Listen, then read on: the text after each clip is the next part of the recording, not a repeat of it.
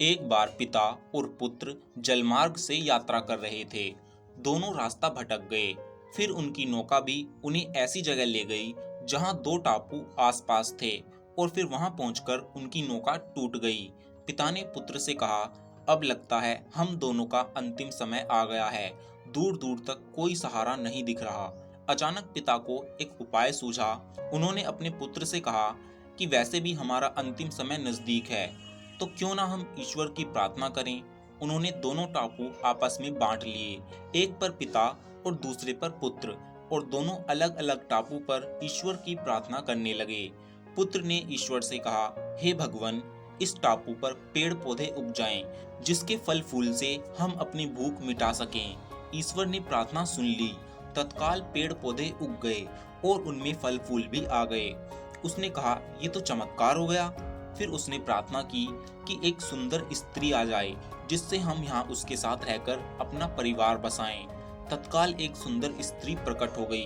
अब उसने सोचा कि मेरी हर प्रार्थना सुनी जा रही है, तो क्यों ना मैं ईश्वर से यहाँ से बाहर निकलने का रास्ता मांग लूं। उसने ऐसा ही किया। उसने प्रार्थना की कि एक नई नाव आ जाए, जिसमें सवार होकर मैं यहाँ से बाहर निकल सकूं। तत्काल नाव प्रकट हुई और पुत्र उसमें सवार होकर बाहर निकलने लगा। तभी एक आकाशवाणी हुई कि बेटा, तुम अकेले जा रहे हो, अपने पिता को साथ नहीं लोगे। पुत्र ने कहा, उनको छोड़ो, प्रार्थना तो उन्होंने भी की होगी, लेकिन आपने उनकी एक भी नहीं सुनी। शायद उनका मन पवित्र नहीं है, तो उनका फल उन्हें यहीं भोगने दो। आकाशवाणी ने कहा, क्या तुम्हें पता है कि तुम्हारे पिता ने क्या प्रार्थना की? पुत्र बोला, नहीं।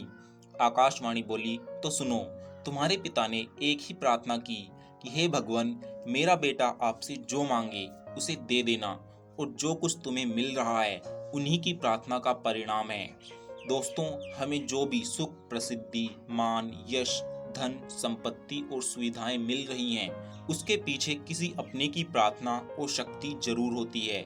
लेकिन हम नादान रहकर अपने अभिमानवश इन सबको अपनी उपलब्धि मानने की भूल करते रहते हैं, और जब ज्ञान होता है तो बाद में असलियत का पता लगने पर बहुत पछताना पड़ता है।